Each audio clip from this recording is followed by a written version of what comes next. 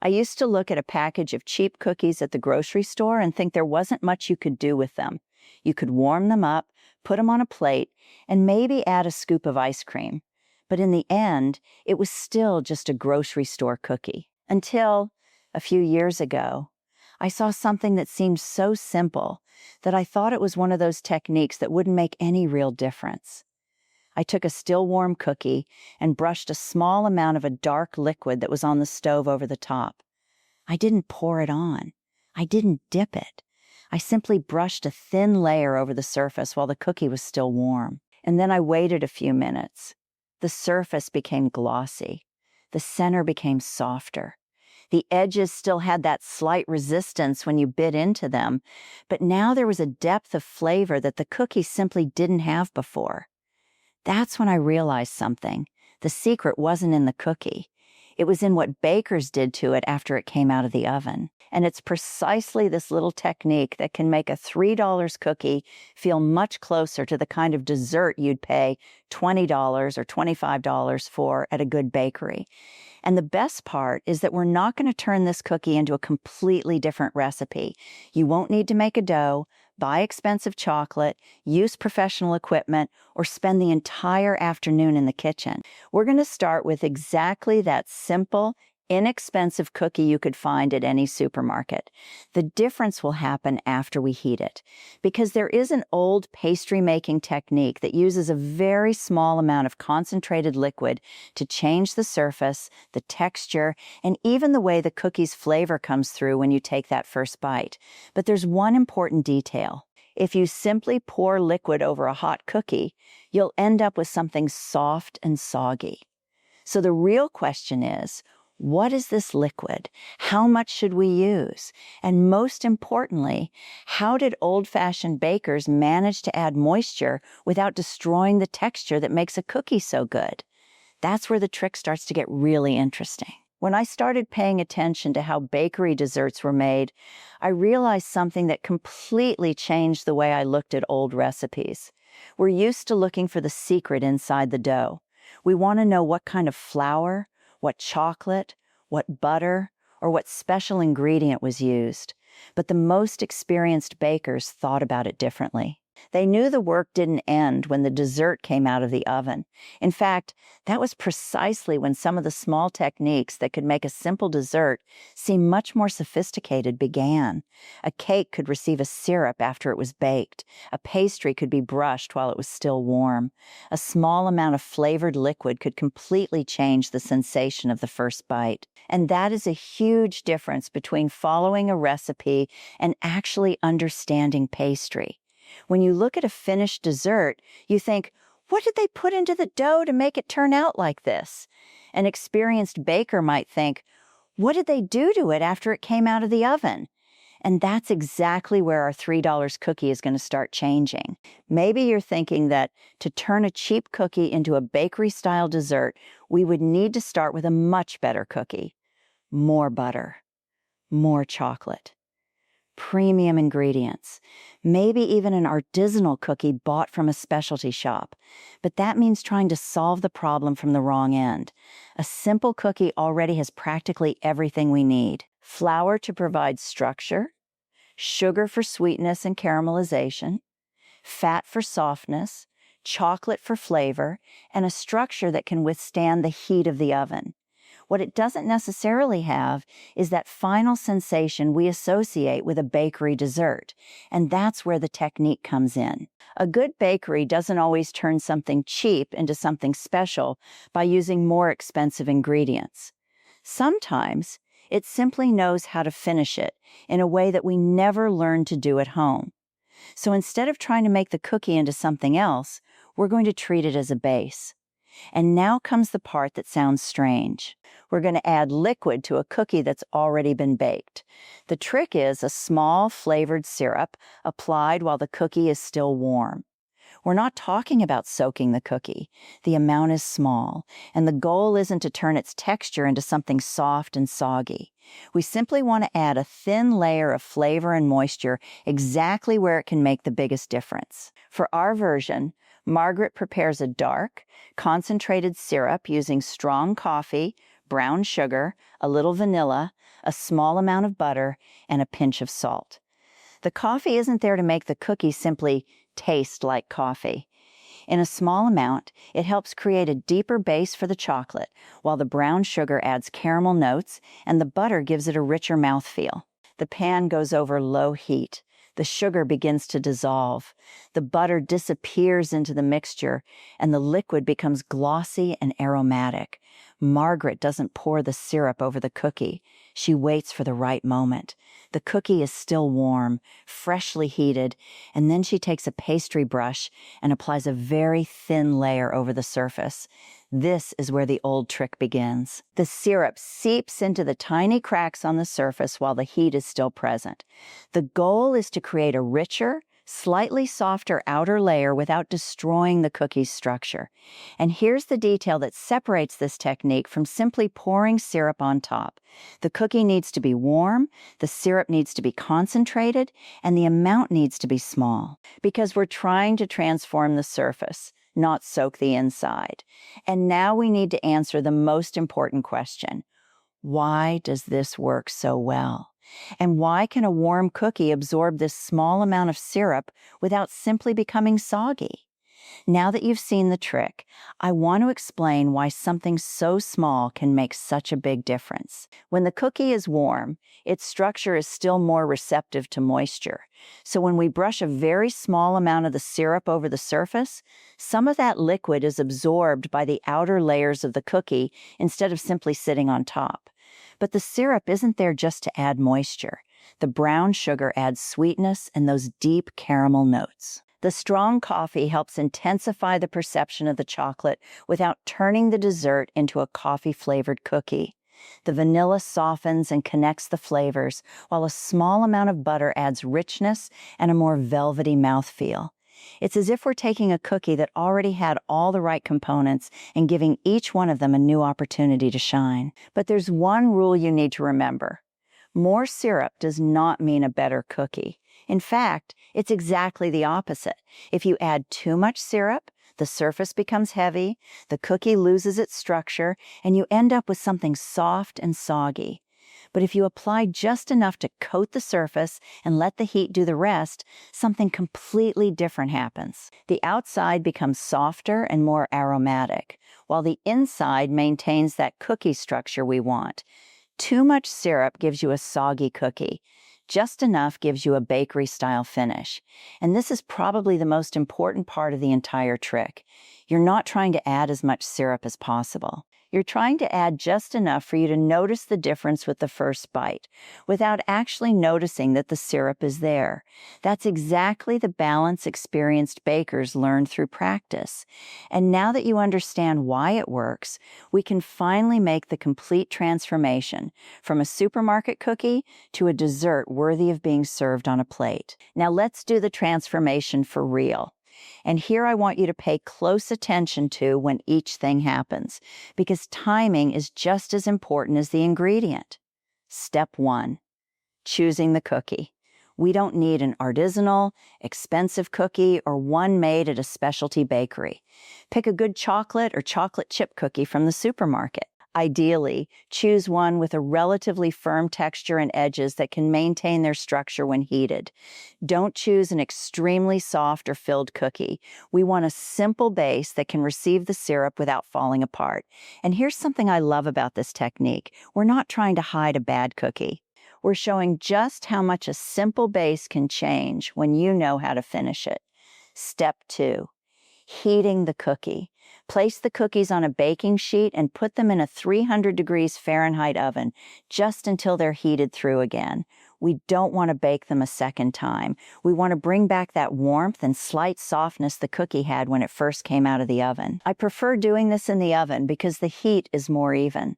A microwave can work for heating them quickly, but it tends to create very hot spots and can alter the texture in a less predictable way.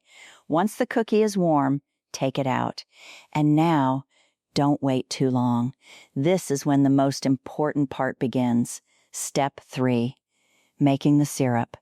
While the cookies are heating, prepare the syrup. For a small batch, combine 1/2 cup of strong coffee, 2 tablespoons of brown sugar, 1 teaspoon of vanilla extract, 1 tablespoon of butter, and a small pinch of salt.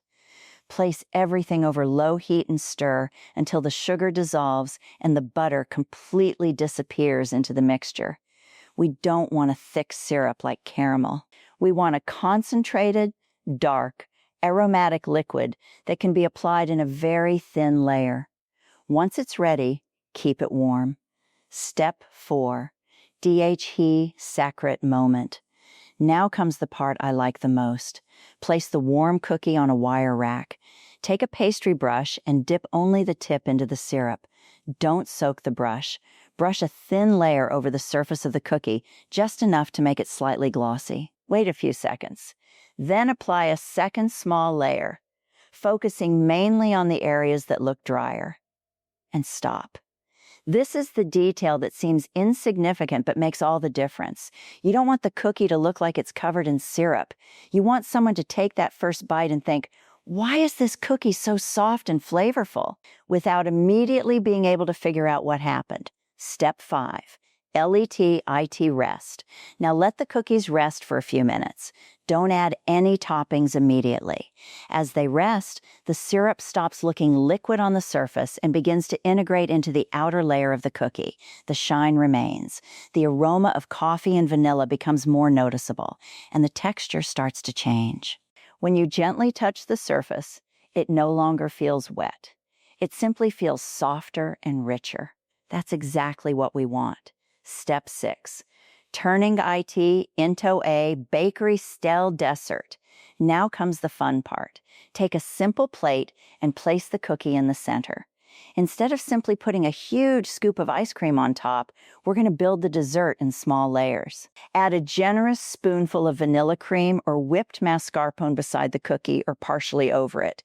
Then add a few thin shavings of chocolate. Add some caramelized pecans for crunch.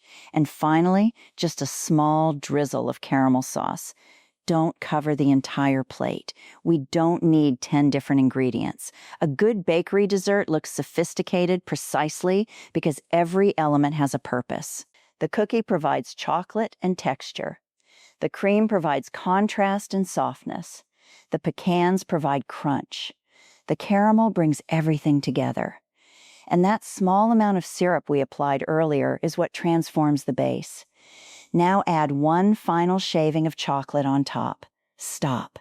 Look at the plate. Just a few minutes ago, we had a supermarket cookie. Now we have something that could easily be sitting behind the glass display of a good bakery. And we haven't even gotten to the first bite yet. Now, before you try this at home, there are a few mistakes that can turn a very good technique into a completely ruined cookie. And the first one is probably the easiest to make. Mistake 1. Using too much syrup. You might think, if a little makes the cookie softer, more will make it even better. No. The goal was never to soak the cookie. If you add too much syrup, it starts to pool on the surface, and the cookie structure can't absorb it properly. The result stops being soft and becomes simply wet and heavy. Remember, we're looking for a thin layer, not a syrup bath. Mistake 2. Applying cold syrup. Temperature matters too. Cold syrup simply doesn't behave the same way when it meets a freshly heated cookie. That's why you should keep the syrup warm and apply it while the cookie is still hot. Warm syrup, hot cookie, light application. That's the combination we want. Mistake 3. Not heating the cookie. If you simply take a cold cookie straight from the package and brush syrup over it, don't expect the same result. The heat helps the surface receive that small amount of liquid while also bringing the cookie's aromas and texture back to life. That's why I consider heating part of the technique, not just an optional step. Mistake 4, using too much coffee. And here's another trap. The goal isn't to make a coffee-flavored dessert. The coffee is working behind the scenes. A small amount of strong coffee helps deepen the chocolate flavor and adds darker, more complex notes. If you can immediately identify, "This tastes like coffee," you've probably used too much. We want people to think, "Why does this chocolate taste so intense?" Not, "Why does my cookie taste like coffee?" Mistake 5. adding too many toppings. And finally, don't ruin a good dessert by trying to prove that you know how to cook. Cream, chocolate, pecans, and caramel are already enough.